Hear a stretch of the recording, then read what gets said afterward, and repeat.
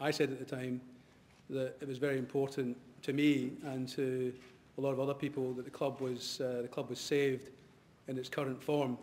So that was very much the objectives of the Blue Knights, which was a term that was coined very early, but doesn't really mean a lot apart from the fact that the people in the Blue Knights care about the club passionately. Because of that objective, it was very much clear to us that a CVA exit from administration was the best way of achieving Rangers survival, and we have focused on that objective from day one. We've never wavered from that. We think a NewCo route, which obviously has been widely publicised and widely reported upon in the last couple of months, we think that's just not the way forward. And I think some of the issues that Bill Miller faced in this week, I think, illustrate the problems with the NewCo structure. So we very much are only interested in a CVA solution here. One of our other, obviously, objectives was to bring together the Rangers family in terms of engagement and indeed ownership of the club going forward. And we very much had, in our mind, a broadly based ownership structure for the club. Obviously, the club has had a number of sole owners over the years, which has been fine in some ways, but we think the way forward is much to have a broadly based ownership structure. Just to be clear who the Blue Knights are, there's been, again, various, I seem to be the only Blue Knight, but there are actually other people involved here, and indeed other people who might have got involved. Just for the record, the core members who have been with me since the start of this process are Douglas Park and his family, who have been great supporters, Paul McKenzie, who's been a great supporter, Scott Murdoch and Ian Hart. And a number of those guys are here today and be happy to speak to those guys afterwards. We picked up this waif and stray in the shape of Brian Kennedy along the way. Brian and I have been talking to each other for, I think, every day for the last 3 months since the process started, and at a very early stage, I came to the conclusion that Brian Kennedy was, first of all, a very serious businessman, very well-intentioned, and had Rangers' interests at heart. So we had a pretty quick meeting of minds on the way forward.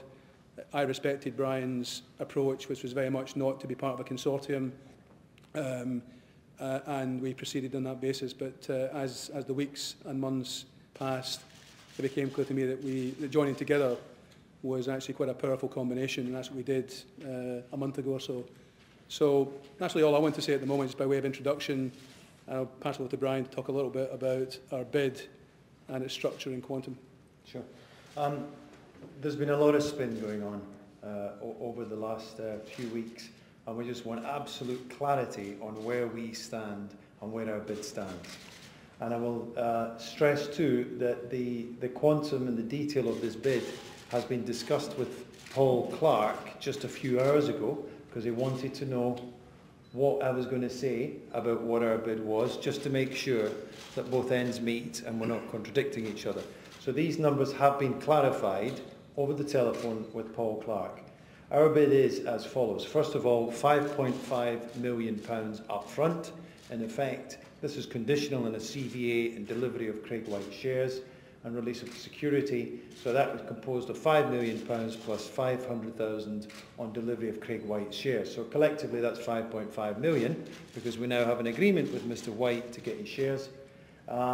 Secondly, there was contingent upon European success over the next few years.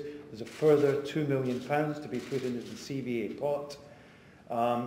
Thirdly, we would have to pay the football creditors, find a mechanism to pay them, because if we didn't, number one, we couldn't play in the SPL, and number two, we couldn't qualify for Europe in years 2 and 3 in the event of exiting the CVA. So that's a further 3.5 million debt we were taking on. When you buy a company, you generally buy it debt-free.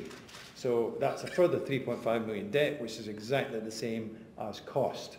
So the total quantum of our bid is £11 million. We inherited 3.5 million of debtors, which is money owed to you.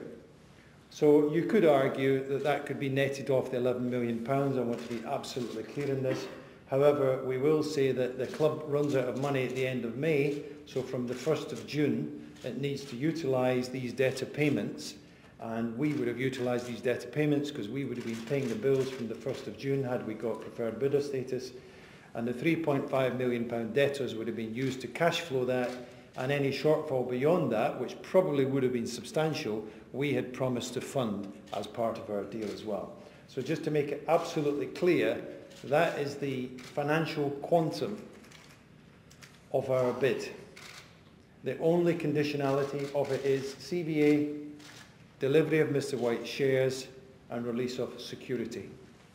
It's not subject to due diligence or anything else. That's the only conditionality of the bid. I hasten to add, this bid has gone up over the weeks, not, as is typically the case in these situations, gone down. So that's the financial structure of the deal. What were we going to do going forward? We just feel it was important to elucidate on exactly what our strategy was going to be to restore this great institution back to its former glory. Albeit this is a marathon, not a sprint, it would have taken a long time, but here were our plans, which would have started as of tomorrow morning. First of all, we're going to construct a board structure consisting of very experienced businessmen and top quality operators. The biggest issue with Glasgow Rangers and why it's in the condition it's in now is because, like any household where you spend more than you get in, it eventually catches up with you, and that was the biggest issue with Glasgow Rangers. So the first rule of business is to stay in business.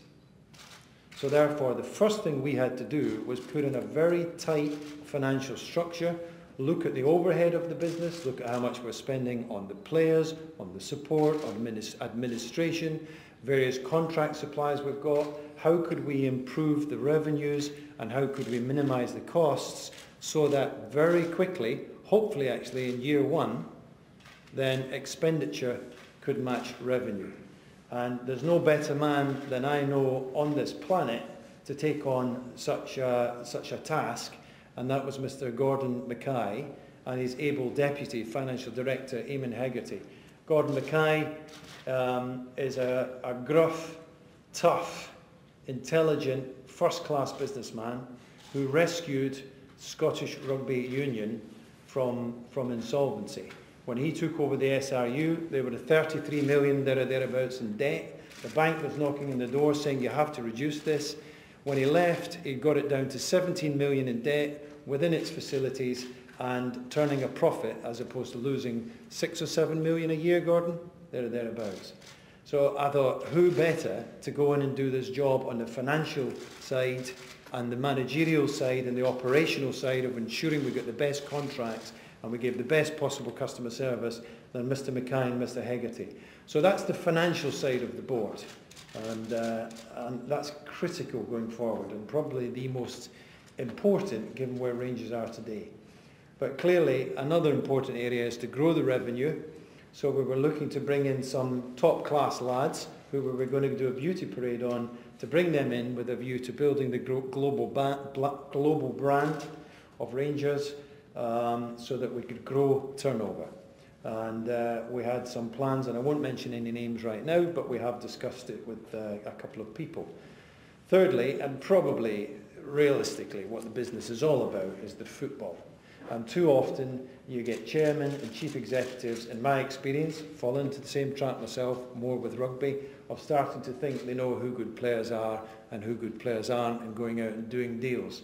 And that's not the way this club would have run going forward.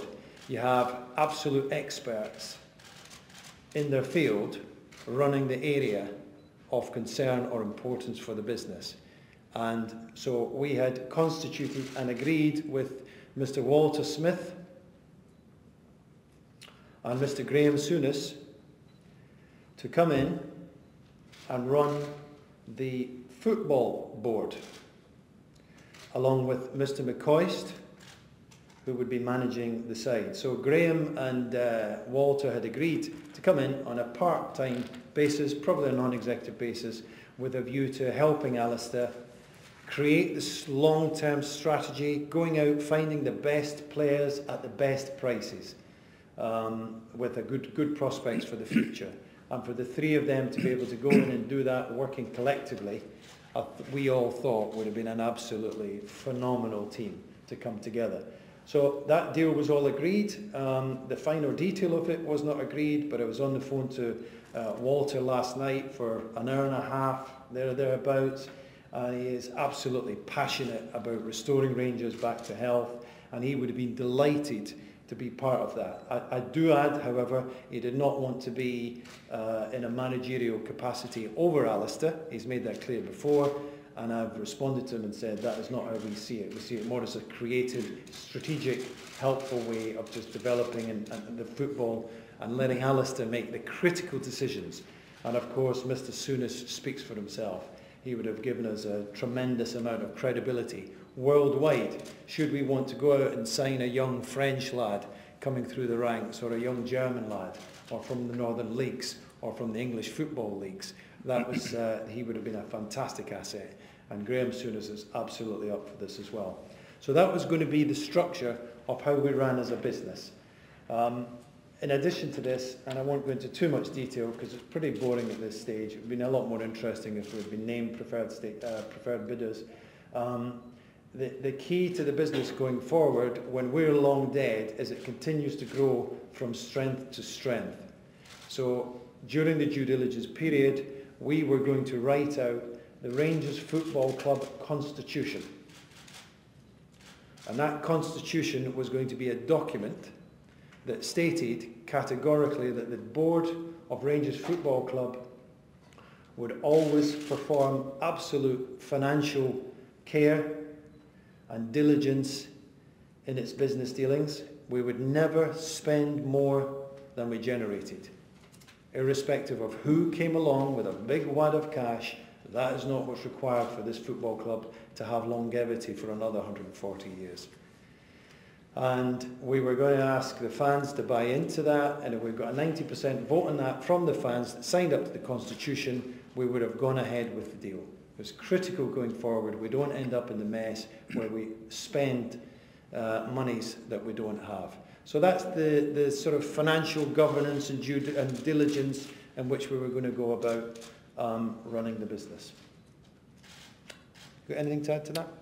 No, I think that's pretty clear, but I think we'll take some questions in a second. I think just to finish off and just to clarify, why we have withdrawn today, because obviously we have been literally working on this transaction for 3 months flat out.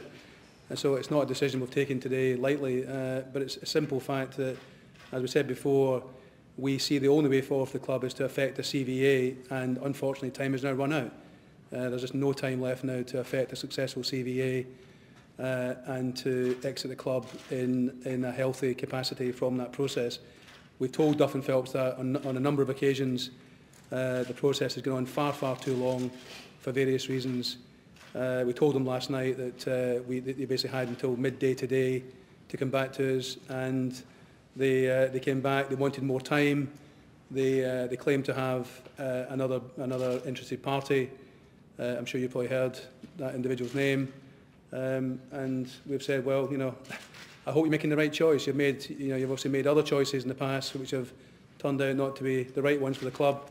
And I really hope this time they've got it right, because if they haven't, the future is pretty bleak. Pretty bleak. Paul, if your bid is now off the table, what do you hope to gain from this media conference? Well, I think it's important that we explain our position, because there's been a lot of, quite frankly, there's been a lot of, we think, misinformation and spin, as Brian said before, which has been created in this process. I mean, obviously it's a very high-profile situation, I understand that, but we have been misrepresented on a number of occasions.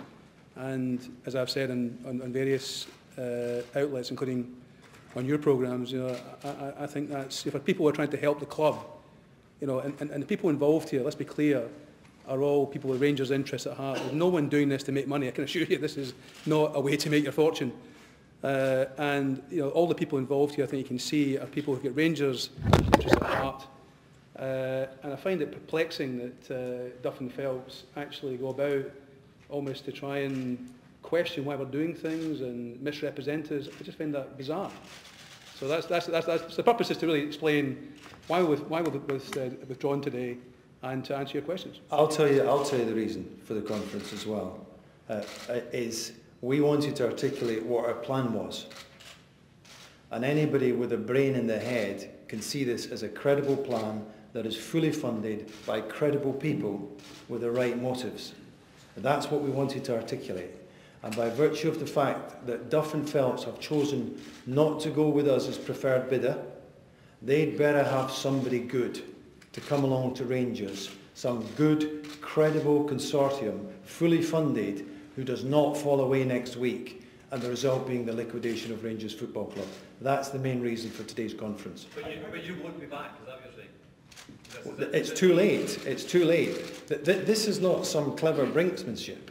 This is our lawyers, Walker Morris, telling us, Brian, Paul, if you want us to do a proper CVA, professionally put together, we need a team of lawyers in Ibrox tomorrow morning at 9 a.m. Otherwise, we cannot deliver the CVA before the start of next season. So was it your understanding, Brian, that your bid was the largest bid financially on the table? I'm not interested. I don't care if it's the largest bid. You know, when you've got an institution like this that is on death's door, what's important is not just quantum, and that quantum is substantial, I believe. It's deliverability. We cannot afford to make another mistake. It was well documented that a sequence of events would happen if they went ahead with Bill Miller. They went ahead with Bill Miller. That sequence of events happened. Now, fortunately, they were gracious enough, to be fair to them, to withdraw quickly, because they too recognised the importance of time. But if you remember, when they went ahead with Bill Miller, I said, guys, get behind Mr. Miller, support him, because time is running out for Glasgow Rangers Football Club. Now, we're another week down the road. Time is running out. So Duff and Phelps had better have a good, credible bid on the table that doesn't fall over for the benefit of this football club. Why do you categorise Duff and Phelps handling of this administration?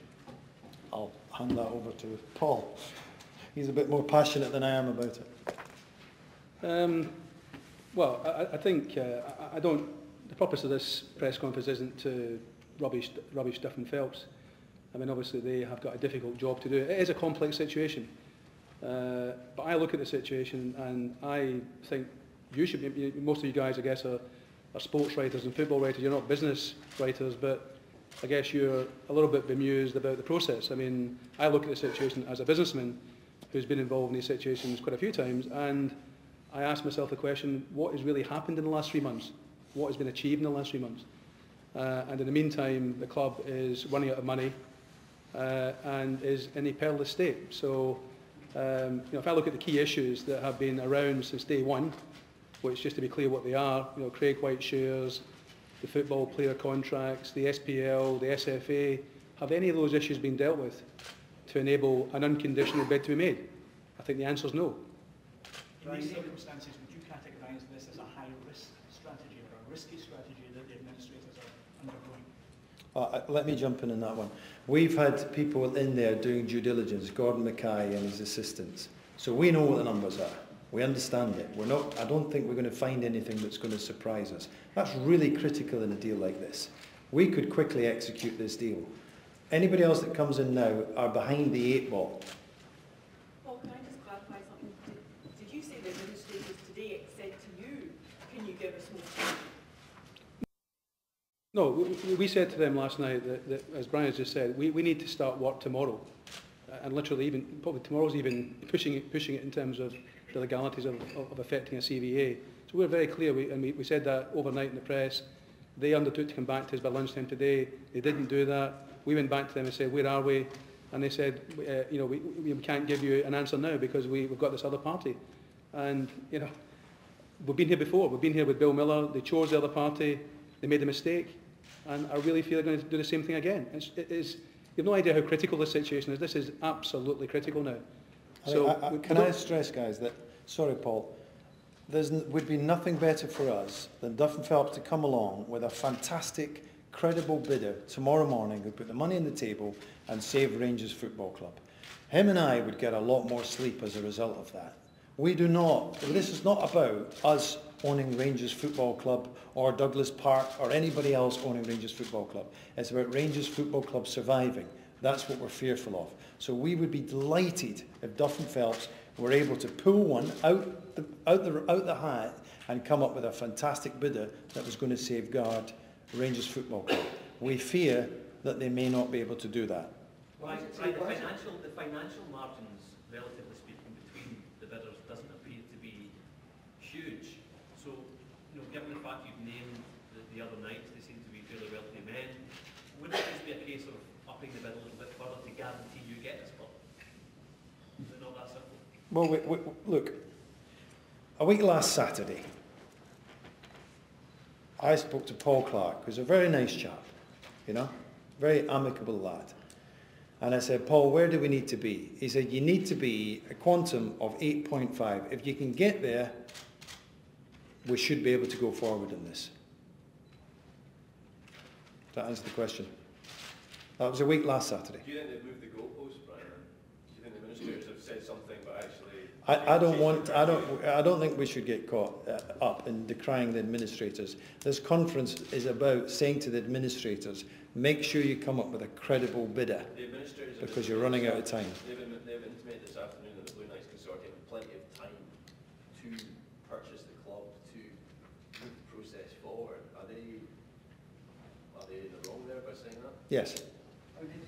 But we've offered, our deal's been on the table for 10 days now. They just went with someone else. Maybe they don't like us. Though, earlier on in the process. We didn't pull out the process. I mean, if you look through I'd actually like to come back to Chris's question as well, but just to take your question first, John. What we said, and you recall, was quite a deliberate comment we made. This is going back almost a month ago now. We were working with Ticketus, obviously, as part of the process. And the reason we're working with Ticketus, just to be clear, when I first announced we're working with Ticketus, there was almost a sort of sharp intake of breath as I'd invited in, this horrendous institution. Ticketus were actually key at the outset to getting a CVA effective, and that's why we're working with them. And we went through that process. Unfortunately, we couldn't reach an agreement with them. We parted on an amicable basis. They're still supportive of us, we're supportive of them.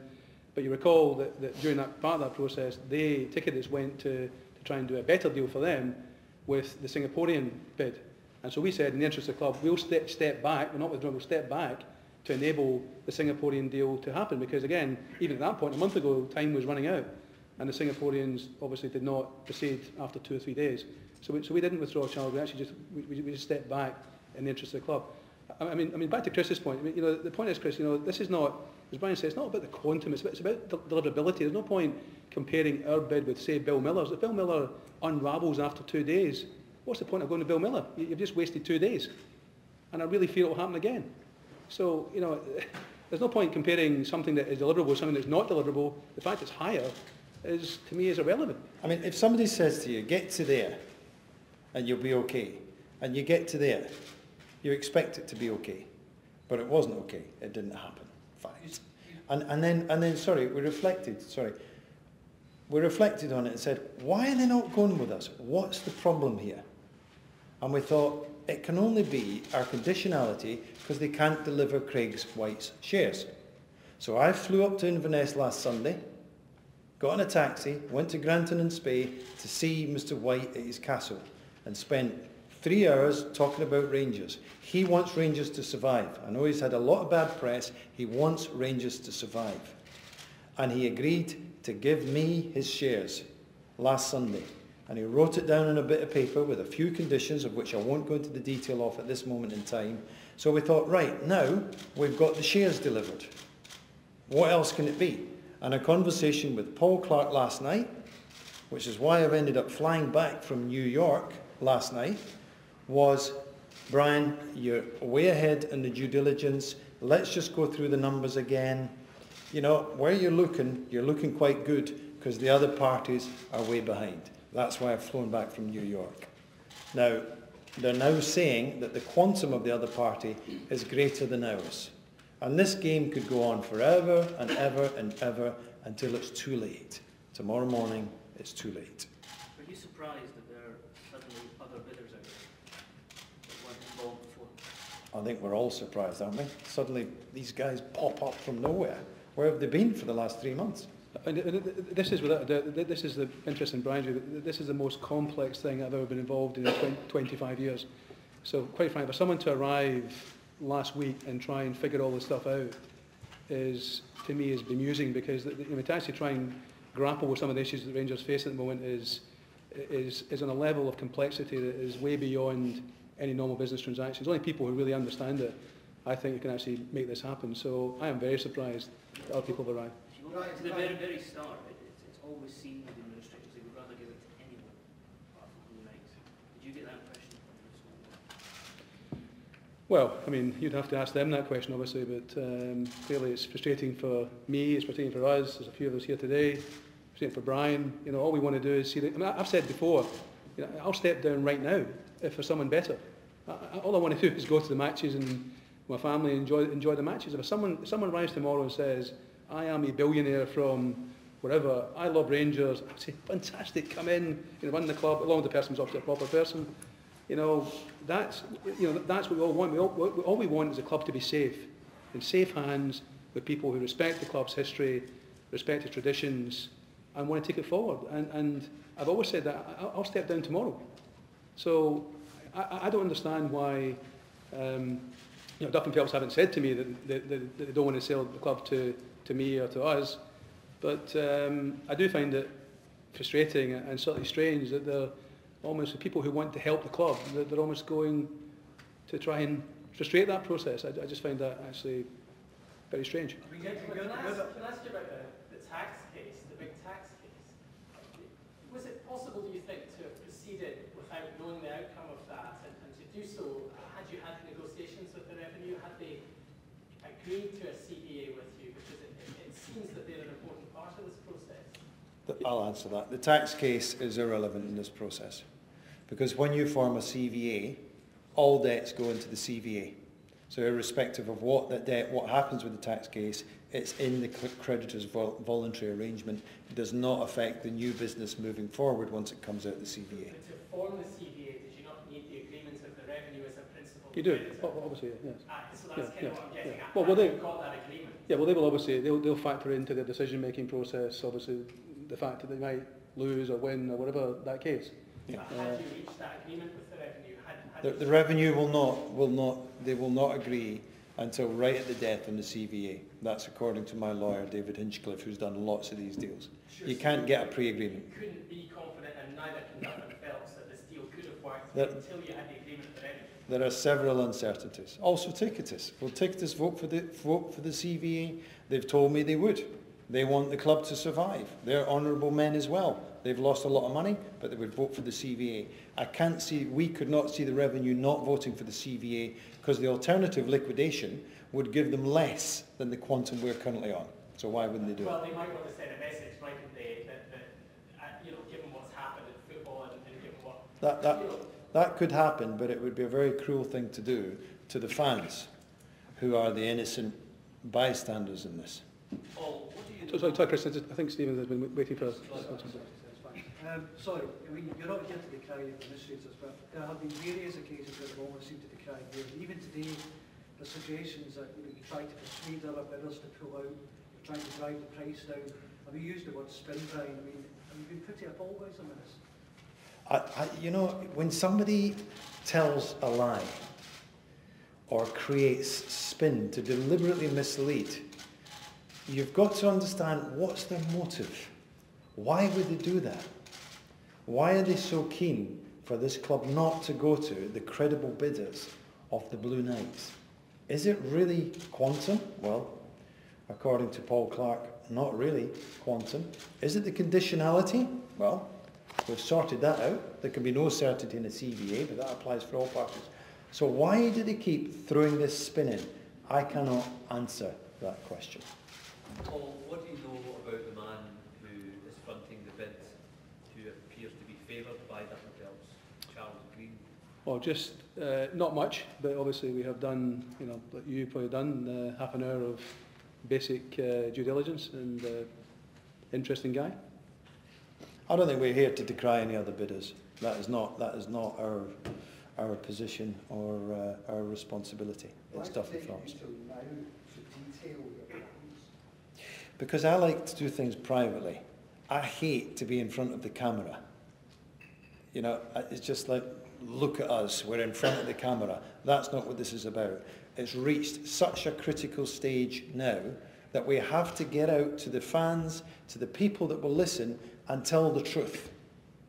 And we will answer any of your questions, providing it doesn't go on into the night. You ask us whatever awkward question you want to ask us, and we will tell you the truth, unless it's bound by confidentiality. So we want to get the truth out. Knowing what you've seen and what your people have seen, the position we're at just now, what is your best guess as to where Rangers will be in 6 months' time, 12 months' time?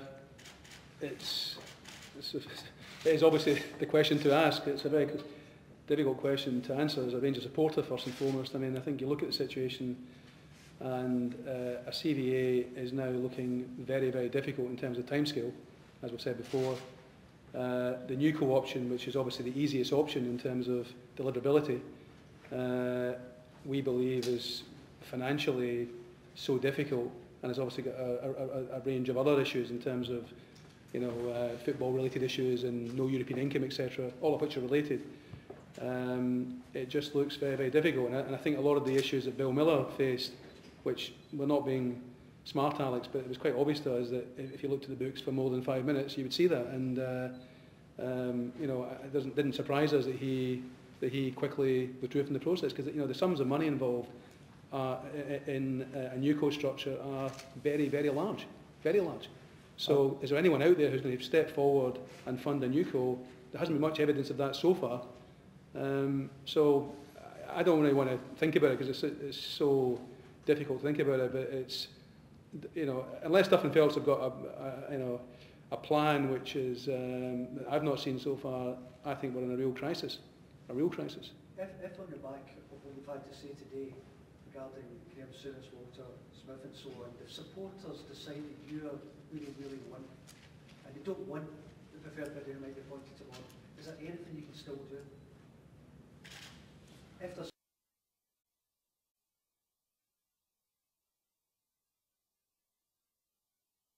such a groundswell of public opinion? We're dealing with the law here, and Duff and Phelps are appointed by they're court appointed administrators, and it is their responsibility. They have to listen to the supporters, because they are the customers. But if they come up with this, if this guy's a credible guy, or whoever else comes along and comes up with a bid, if they're credible people, then I would recommend that the supporters and everyone get behind them if they're credible, because what is the alternative? Well, what would your feeling be in, say, a couple of days' time, if this collapses? What would your feeling be as a Rangers fan, as someone who's trying to save the club? Well, obviously, I think I'd be hugely disappointed, and you know, you'd like to think the club can still survive, and obviously it's a massive institution, but you know, the chap asked the question about why we're having this conference now. I mean, you have to understand how big a crisis this is now. This is now an absolute crisis, and you know, time is now run out. So decisions that are made now are absolutely critical to the future of the club. So, you know, as Brian said, if there's someone out there who's better or more credible than we are, brilliant, but step forward now and do it, because there's no time left. So, you know, and I think our frustration is that, as we said last week with Bill Miller, and we weren't, you know, Bill Miller is you know, an honourable guy, he's a good businessman from what you can see. You know, Brian publicly, you know, supported Bill Miller, and we were the same. You know, we just want someone to basically save the club, and you know, the issue here is that if this other party, you know, decides on Tuesday morning that they don't want to do it, then you've wasted another week, and there's just no time left. You know, that's the issue. And the very fact they've come to the party at the last minute, it just doesn't feel right to me, I have to say. Brian, can I ask you about Craig White? For 3 months he's been a huge obstacle, big hurdle to climb. You spoke to him for 3 hours and got him to transfer his shares or agree to transfer his shares. How did you do that in 3 hours? I don't know. I think it's easy to vilify someone, and Craig White clearly is, you know, has done a lot of things that are wrong, but sometimes it can get exaggerated. And I sat down and talked to him man and said, look, Craig, we've got to do everything we can to save Rangers. And he agreed with that, and that's why he agreed to transfer the shares. There has been a suggestion that one of the conditions he put upon that would be that Paul did not go into the board of directors. Can you confirm if that's true or not? I'll let Paul answer that one. Yeah, I mean, that, well, first of all, it's pretty well documented, you know, some of the discussions that Craig and I have had. I mean, just to go back to where this all started a year ago or so, you know, I wasn't against Craig White as a person. There was nothing personal as far as I was concerned. I just didn't think the deal that was done was in the interest of the club. And I said that at the time. I said it for many months onto a BBC programme. I said it again. And I'm not being a smart aleck, but everything that happened was obvious a year ago. It just was going to happen. So this wasn't a personal thing against Craig White. It was just, you know, again, as a Rangers supporter, as a former director, it just wasn't right for the club. But to answer your question, I've discussed this with Brian at length. We've got a very open relationship, and I'll say it today publicly. I will step down today if that's an issue. So if that's an issue with, if Craig White is preventing this deal happening because of my involvement, I will step down today. Not a problem. I'd rather say it's not about my involvement, it's about the club surviving. And if that's an issue, if that's an impediment, I will step down today. So the point being, I'm very open with Paul, and I told him what the conditionality was. Where did you hear that information from? Can you not? It'd be interesting where you heard that from, because that's highly confidential. When you're still talking about this bid in current terms, you know, saying this is a bid, you know, not in past terms, are you, is my understanding what you said earlier, that as of tomorrow morning, your plan no longer works because you don't have time. But if it does, as you think it might do next Tuesday or something, all fall apart again, you can't come back in because your plan doesn't work, or? That's it. This is the end of the road. It's the end of the road, yeah. Did you make any approaches to Bill Miller to withdraw this bid? Did I personally? Yeah. Where did you get that one from? That's another bit of confidential information. Anyway, I approached Bill Miller because I felt compelled to tell him why a new co doesn't work financially. And I spoke to his partner, had many conversations, and I've got the text messages here. And I said, look, if you're going to go forward with the Rangers and you're genuine, then go do it as a CVA. Then it financially works. So I was giving them financial information in order to, if they were going to go forward and buy Rangers, to not waste time and ensure they knew what they were getting into. And then at one point, and I've shared this with the administrators, said, look, if you don't want to do a CVA on your own, come in with us and we'll all chip in together. Myself, the Blue Knights and yourselves. I said, quantum, probably we're all going to come up with about 27 million. I've got the text still in my phone. That was the information I shared with Bill Miller. But they weren't interested. They wanted to go forward on a NewCo basis. I knew it didn't work. Paul knew it didn't work. They found out it didn't work a week into the bid. You don't think you dissuaded them in any way, do you? Pardon? You don't think you dissuaded them in any way? Oh no, this was 3 weeks before he was made preferred bidder. Remember, our motive is to save Rangers. It's not to own Rangers. It's to save Rangers. And if somebody's coming in that's credible, and we think they're going in the wrong direction given the inside information we have, we will help them. We'll tell them. Can't Rangers be saved, Brian? What is your gut feeling? Paul's asked the question, where did you see the club 6 months down the line? What's your own gut feeling on that? It's very difficult. I can't see such an institution as this disappearing completely. You know, I would say a likely outcome would be it's possible that there could be no bidders. Next week, this other guy may come through, another bidder may walk in. If in the event of there being no bidders, then I would suspect that it would be a NewCo situation. similar to the Bill Miller bid, but starting off at much lower levels with a lot less financial investment. But I don't know. I can't see into the future because it hasn't happened yet. Just to clarify, Bill Miller's feeling was that the CVA route would take month upon month upon month. You disagree with that? Absolutely. We've got the best lawyer in Britain who's done more CVAs with football clubs and more administrations with football clubs than anybody. And he's the one that came up with the detailed timetable to say, we need to be in there tomorrow morning to start this, to get it away before the end of the season, before the start of the season.